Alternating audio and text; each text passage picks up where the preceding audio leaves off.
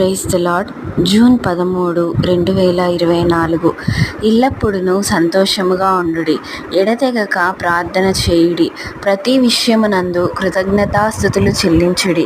ఈలాగుట చేయుట యేసుక్రీస్తునందు మీ విషయములో దేవుని చిత్తము. ఆత్మను ఆర్పకుడి.